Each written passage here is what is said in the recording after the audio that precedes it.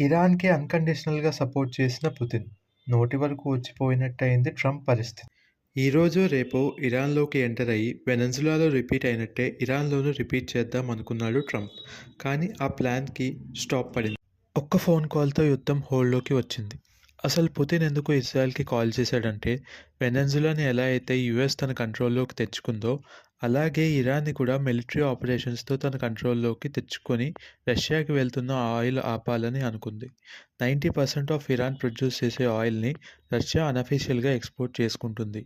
And middle eastern కంట్రీస్‌లో Iran ఒకటే రష్యాకి సపోర్ట్ చేస్తుంది.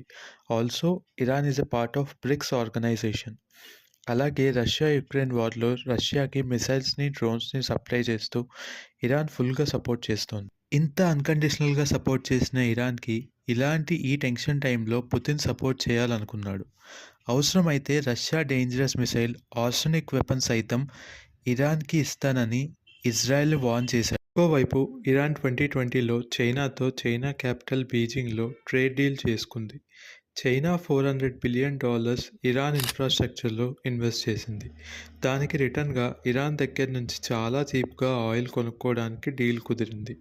ఇప్పుడు ఖమేనీ గవర్నమెంట్ పడిపోతే చైనాకి కూడా ట్రేడ్ లాస్ జరుగుతుంది. ఇంకోవైపు Turkey foreign minister Hakan Fidan Iran internal problem solved by internal, not by military actions అని స్టేట్మెంట్ పాస్ చేశాడు. ఇండైరెక్ట్‌గా ఇరాన్ని సపోర్ట్ చేస్తూ యూఎస్‌కి దొంగదెబ్బ కొట్టాడు. దీనివల్ల నాటో కూలిపోయే ఛాన్స్ ఉంది. ఆల్రెడీ గ్రీన్లాండ్తో సఫర్ అవుతున్న నాటో ఈ ఇష్యూ వల్ల ఇంకా సీరియస్ అవుతుంది.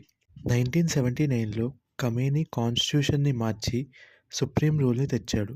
దీనివల్ల ఖమేనీ తర్వాత అంత పవర్ఫుల్ పీపుల్స్ లీడర్ లేడు. ఎందుకంటే ఇరాన్లో ఎలక్షన్స్ దగ్గర నుంచి పార్లమెంట్లో బిల్స్ పాస్ అయ్యే వరకు అన్నీ ఖమేనీ కనుసైగల్లోనే జరుగుతాయి. కానీ 2022లో ఒక అమ్మాయి మరణం వల్ల స్టార్ట్ అయిన ప్రొటెస్ట్ ఇప్పుడు పీక్ స్టేట్‌కి చేరుకున్నాయి. అలాగే ఆయిల్ మీద వచ్చే రెవెన్యూని మిలిటరీ మీద ఖర్చు పెట్టడం, యూఎస్ శాంక్షన్స్ వల్ల ఎకనామికల్‌గా ఇరాన్ క్రైసిస్‌లోకి వెళ్ళింది. ఒకవేళ గవర్నమెంట్ పడిపోతే ఇరాన్ ఇంకో సిరియా అండ్ లిబియా లాగా సివిల్ వార్ స్టార్ట్ అయ్యే ఛాన్స్ ఉంది. అలా జరిగితే ఇరాన్లో గొడవల వల్ల ఇండియా ట్రేడ్ ఎఫెక్ట్ అవుతుంది. లాస్ట్ ఇయర్ ఇండియా ఇరాన్తో $1.7 బిలియన్ ట్రేడ్ చేసింది. జియోపాలిటిక్స్ ఒక చెస్ గేమ్ లాంటిది. ఎక్కడో మూవ్ పడితే ఇంకెక్కడో దాని ఎఫెక్ట్ పడుతుంది. ఒకవేళ వార్ స్టార్ట్ అయితే ఇండియా ట్యాక్స్ పేయర్స్ అయిన మన పైన ఎఫెక్ట్ పడుతుంది. ఇప్పటికైతే వార్ స్టాప్ అయింది, హోల్డ్లో ఉంది. కొత్త అప్డేట్స్ వస్తే ఛానల్లో అప్డేట్ చేస్తాను.